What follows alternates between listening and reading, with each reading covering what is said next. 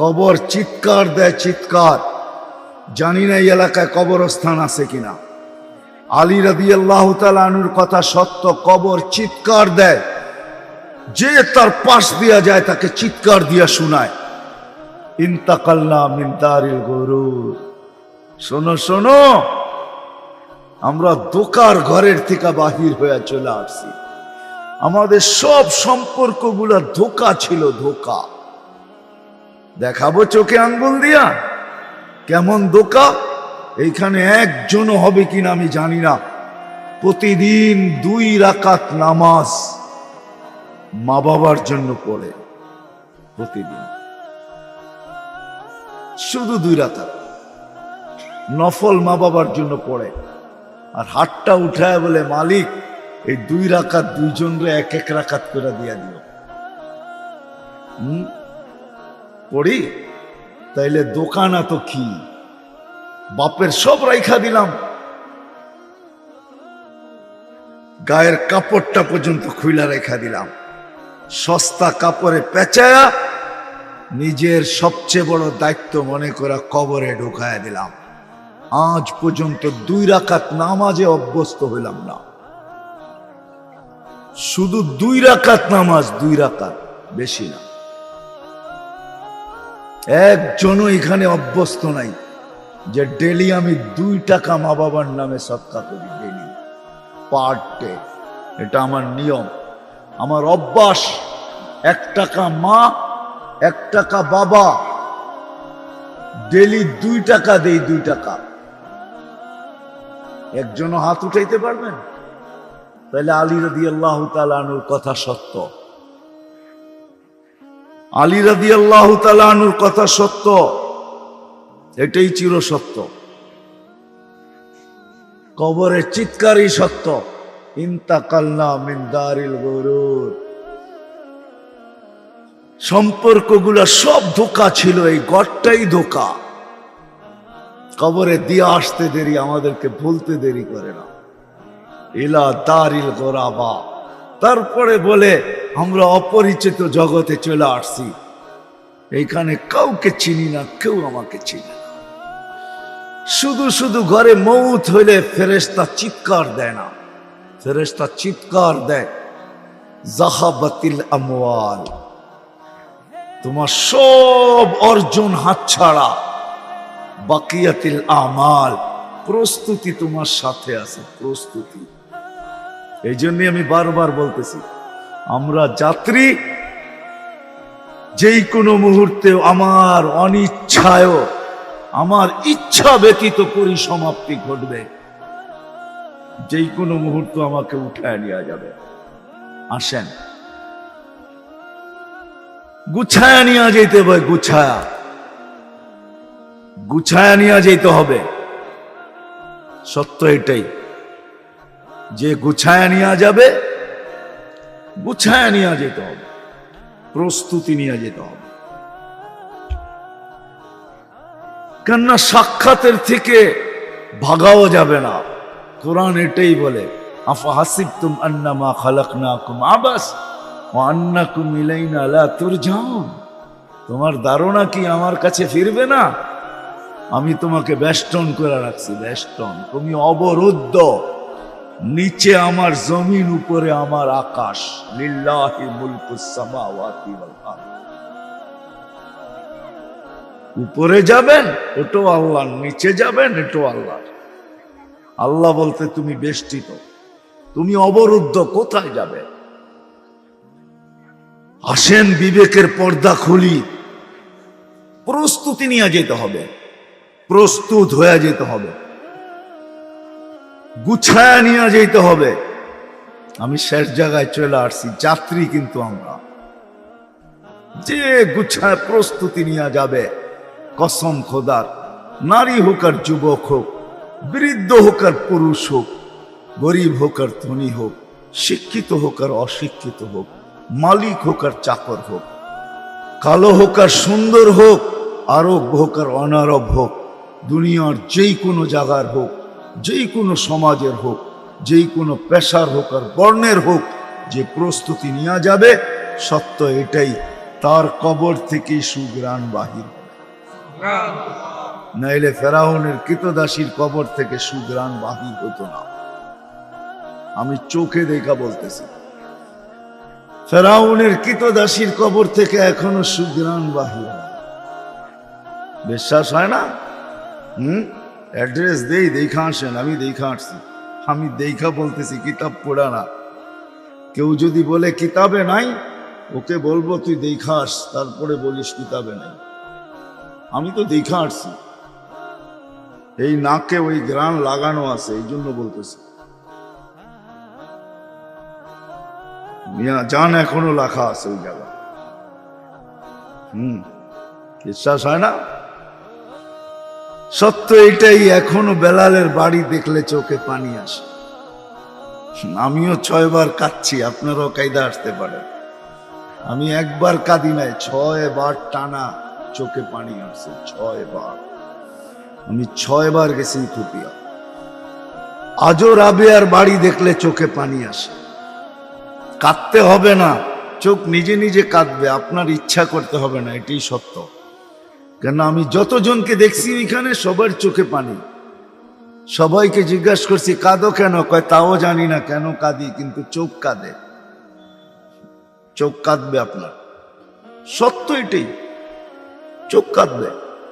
হাজারো জায়গায় এরকম রাখা আছে যেখানে দাঁড়াইলে আপনি কাঁদতে বাধ্য হবেন, বাধ্য কাঁদতে। সত্য এটি। আসেন আমরা জীবনটাকে গুছায় নিই।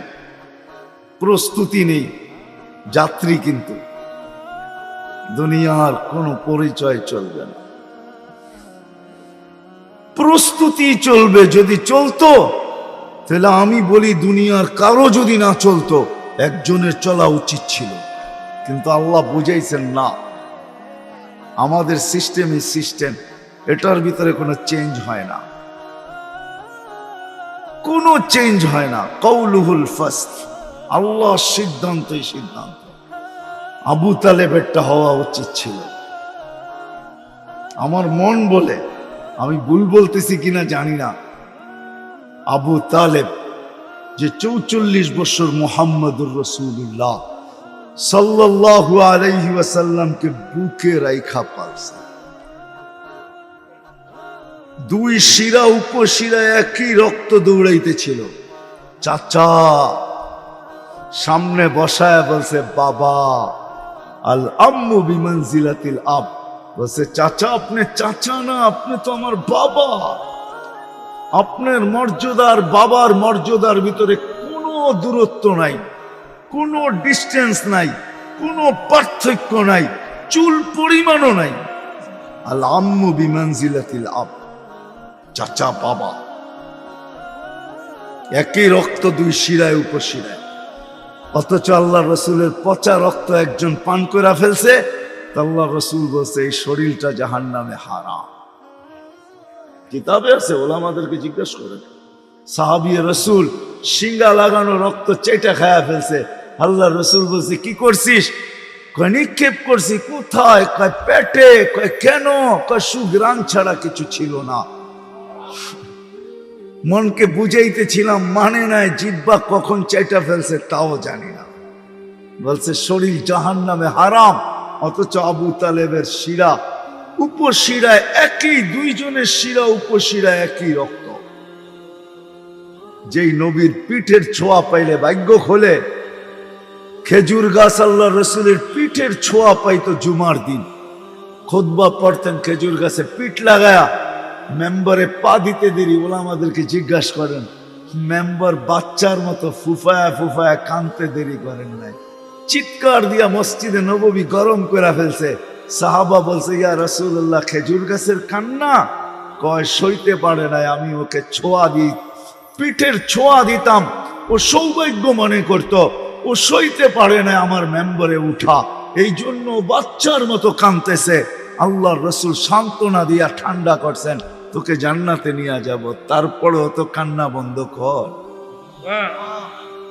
অথচ আবু তালেব 6 বছর 6 মাস বয়সের থেকে বাতিজাকে বুকে ঘুম পড়াইতেন। আমার মনে হয় বুকে ঘুম পড়াইতেন।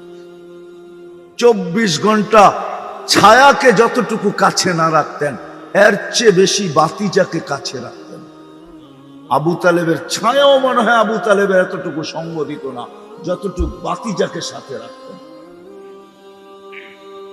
তারিখ পুরা দেখেন, কিন্তু কোনো কাজে দেয় নাই, আমাদেরও কোনো কাজে দিবে না। আসেন আমরা যাত্রী, যাত্রার পরিসমাপ্তি যেই কোনো মুহূর্তে ঘটতে পারে। আমার অনিচ্ছায়, আমার ইচ্ছা থাকুক আর না থাকুক, আমার ইচ্ছা থাকুক আর না থাকুক। 2020-এর একটা কাহিনী আমার মনে আছে, জানি না আপনাদের মনে আছে কিনা। কেউ লেখছিল, বলছিল আমার পুরা সম্পত্তি হুইল করে দিব, কিন্তু আমাকে একটু স্বাভাবিক শ্বাস নিতে দাও, স্বাভাবিক শ্বাস প্রশ্বাস নিতে দাও, সারা সম্পত্তি লেখা দিয়ে দেবে। বুঝার বিষয়, বুঝার। আসেন, প্রস্তুতি নেই, যাত্রী আমরা, প্রস্তুতি নিয়ে যেতে হবে, প্রস্তুতি নিয়ে যেতে হবে, গুছায়া নিয়ে যেতে হবে, গোড়া নিয়ে যেতে হবে। বুঝাইতে পারতেছি?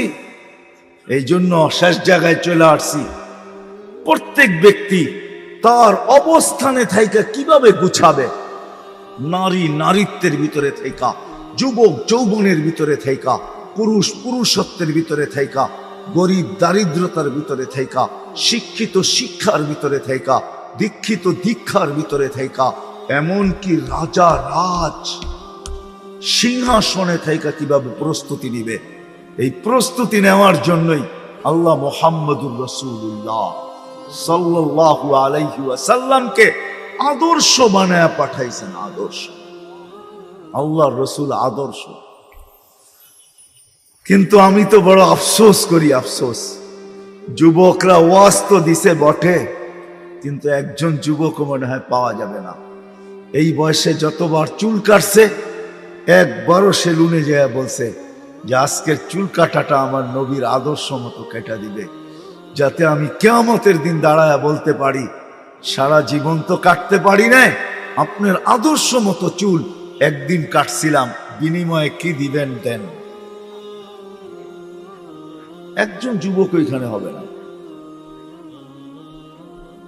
হবে না আমরা পুরুষরাই হব। এরকম বইলা যে চুল কাটতে আসছি, হয়তো বলছি ছোট কাটো নাইলে বড় কাটো, ঠিক না? এরকম তো বলি নাই যে আমার নবীজি যেরকম কাটতে বলছে এরকম কেটে দাও। তাইলেও চুলালাকে ফোন করা, সেলুনালাকে ফোন করা, ওলামাদেরকে জিজ্ঞাসা করতে হইতো।